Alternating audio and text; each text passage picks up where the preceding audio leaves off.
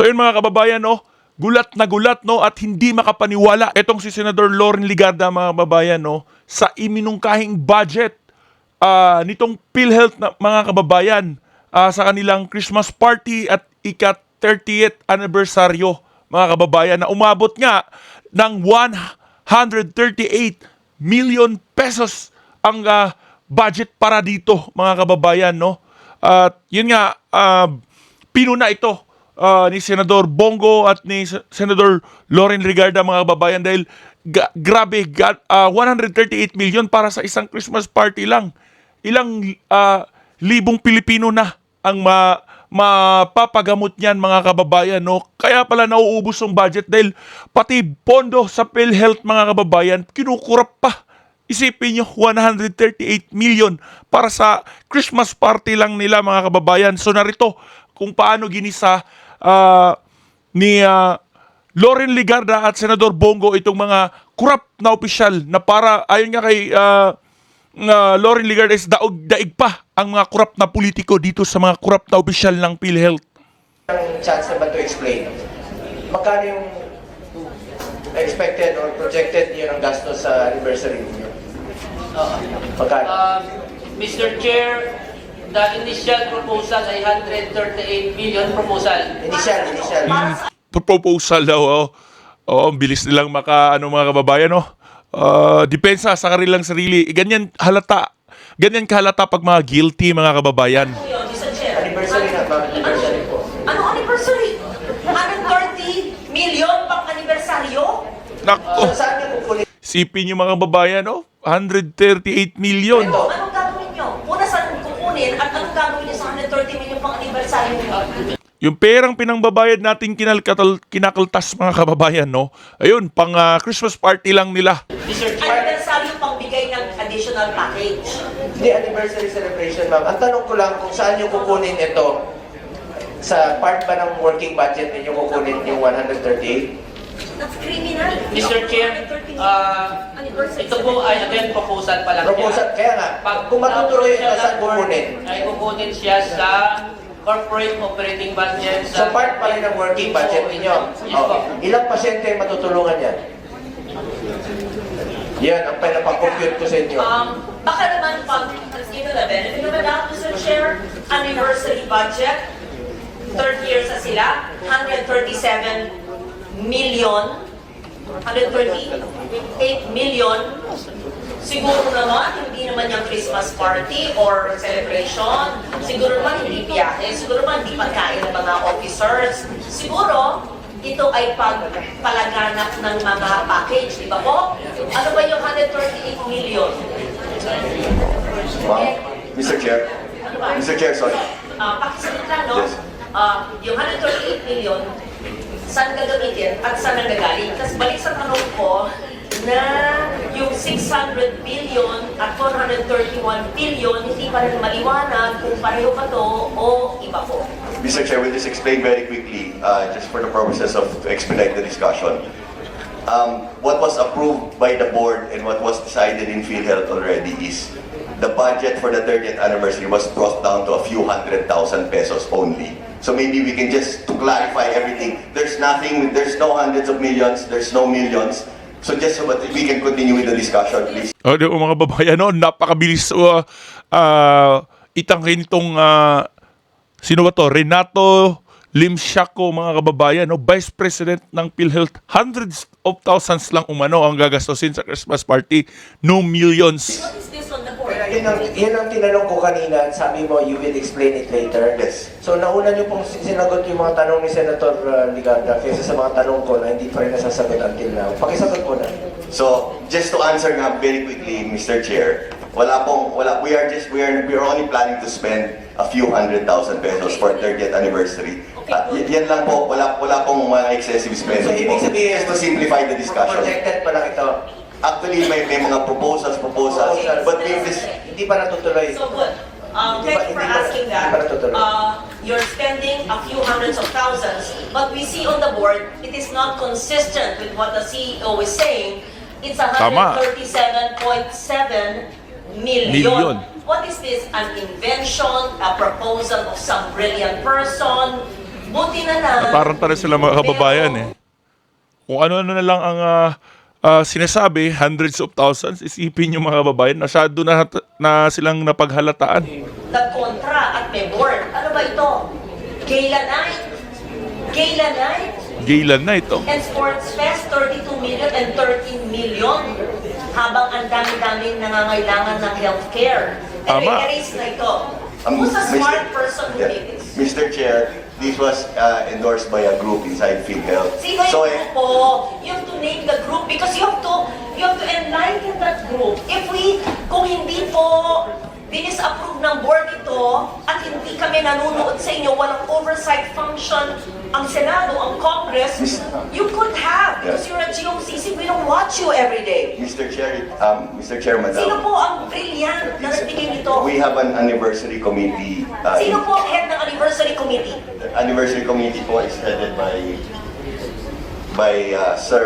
Mr. Ray Balenya. Yes. Can that person, please, not now, don't waste our time, give a memo to the chair of the Finance Committee, of the Health Committee, on why the person and the group thought of using 137 million of PhilHealth funds for giveaways and a gala. Grabe mga kababayan, no? Pati ba naman na pondo sa PhilHealth kukurakautin pa, no?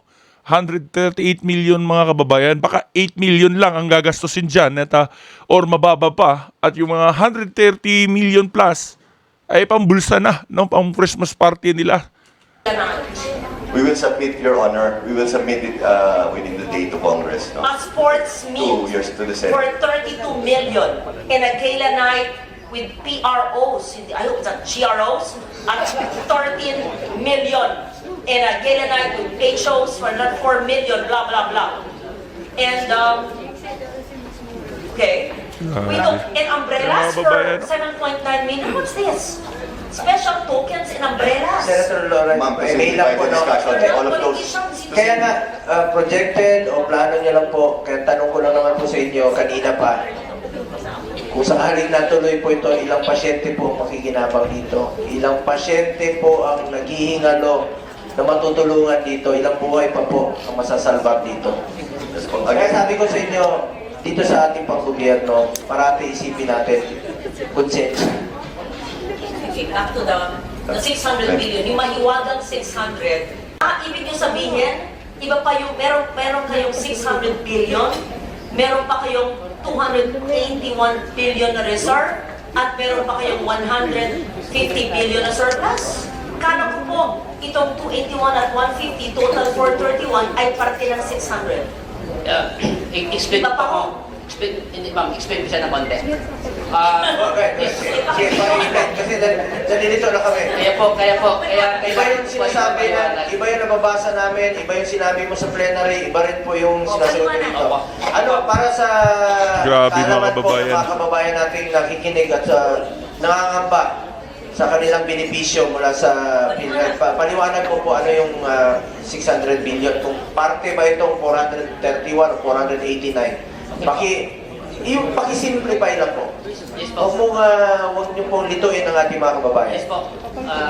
Ang pinag-usapan po natin dito actually kung sa accounting po balance sheet to.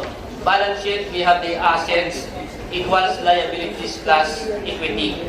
So this equity, ang pinag-usapan natin na surplus and reserve is part ng members' equity.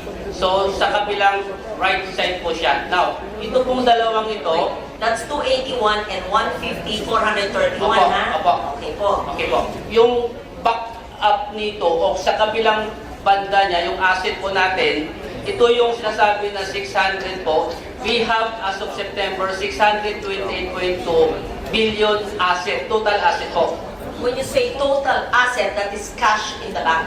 Cash, non-cash, including mga properties po ng korporasyon, Teka. total po to. Hindi. Yung 600 na yan, bigay nyo yung breakdown. So, ibig sabihin, 281 and 150, 431 billion, iba pa sa 600. So meron kayong 600 plus 431. Ha? Saan nyo So mali kukunin? pala ang balita. Hindi lang para 600 ang meron kayo. 1 trillion. Ma'am, 1 trillion. Sabihin na nyo. explain ko, ma'am. Sige, paki-explain mo na. Explain ko, ma'am. Pag may tinatago talaga. Again, 628, babalance ito eh. Because again, Pag may tinatago talaga mga kababayan, no, hindi talaga makasagot ng direkta. the asset should be total to the liabilities and members' equity. Now, on the part of the asset natin, we have 628.2 as of September. Sa 600, Ulit. Ang pinagsimulan po natin, yung 600 billion na nababasa namin sa pahayagan at nang sinabi po ng DOH na meron po ang PhilHealth 600 billion cash. Kanina, isang oras na yata tayo, lahat ng kasama nyo, including ang CEO at yung abogado, sinabi na meron daw kayong 281 na reserve at 150 na surplus. Sabi nyo, CEO and attorney, parte ito ng 600B. Sinasabi po kayo ni Mr. Yes, nahiwalay pa ito maliban sa 600B. So, ibig sabihin, ang assets nyo, cash and non-cash, ay 1 trillion. Pakipaliwanag. yes po, ma'am, Mr. Chair. Again, ito yung members' equity po, ang backup po niya yung ating assets. Now, sa total assets of 628, yung investment po natin, investment po, kasi ang ating asset ay classified into Tapos, two. hindi habang, kaingat eh. Ang daming mga ibang hearing na gaganap. Quiet mo na, or... Tingnan muna natin kung gusto Tingnan niyo mga kababayan, no, nawala na yung si Renato Limsiaco mga kababayan, no. So nung init na, no, at nafe-feel na niya yung pressure mga kababayan, ay tumakbo na, tumakas na dito sa pagdinig na ito mga kababayan, at yung abogado na lang niya yung nakaupo dyan, no. Grabe. Basta lang muna yung magsasalita. Maraming salamat po. Again, ang ating asset po ay dalawa po to. We have current and non-current assets. Now, on the part of our investment portfolio po, Ilagay mo sa screen niya. But don't delay. Sige, sabihin nyo, but sana if you can flash it on the screen, we don't need to see our faces.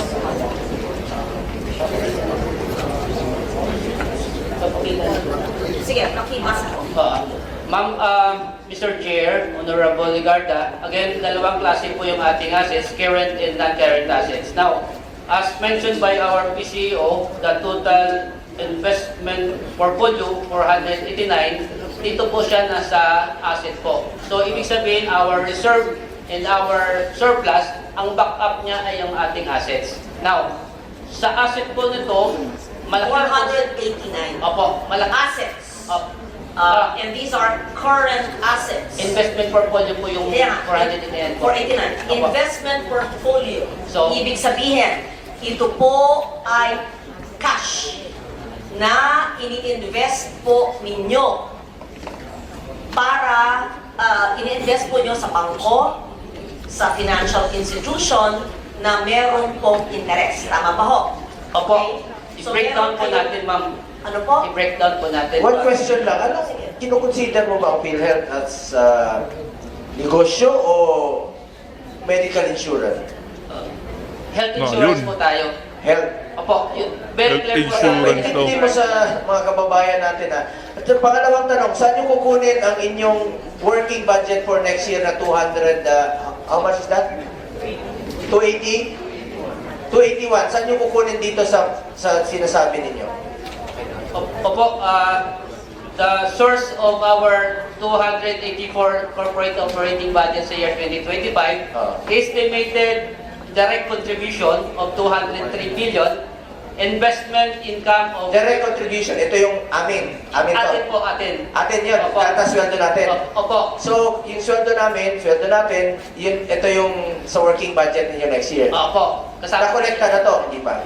That is estimated po. Estimated pa. Kukolektahin pa. Sa 2025 po. Out of 283, magkano? 284 po. 283. 203 ay estimated. Yung 81, saan nyo kukunin?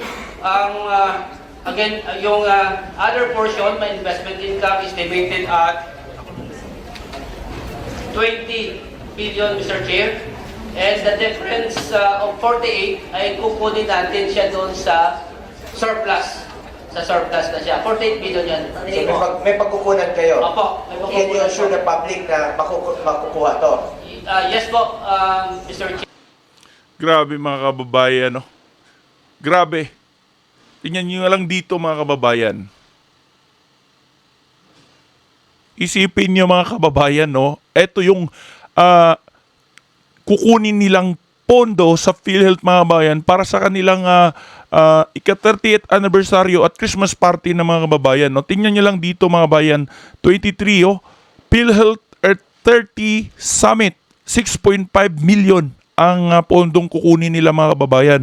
Ito pa, sports meet mga kababayan, 32 million pesos, no? Or around 33 million na nga mga kababayan. Grabe. Ito pa, 6.8 million mga kababayan, special newspaper feature in national broadsheets and tabloids, no? Gagastos sila ng almost 7 million mga kababayan para feature sa newspaper at broadcast sheets at tabloids, mga kababayan. Napakalaki. No? Building display, HO. Building display, PROs, mga kababayan, sobrang laki. Special tokens for employees, giveaways. Almost 8 million, mga kababayan. 13 million pa itong special tokens for employees, jacket. Grabe mga kababayan, no? Pati ba naman pondo at mga pera ng taong bayan na binabayad na kinakaltas sa kanilang sahod, mga kababayan, ay kukurakutin pa na itong mga pulpul at kurakot na opisyal ng ating PhilHealth, mga kababayan. So, ayun mga kababayan, anong masasabi nyo dito? I-comment nyo lang sa comment section below at huwag kalimutan na i-share para mapanood at malaman ito ng marami pang kababayan natin. At yun nga mga kababayan, hanggang sa susunod na video natin, maraming salamat sa suporta sa News Info PH.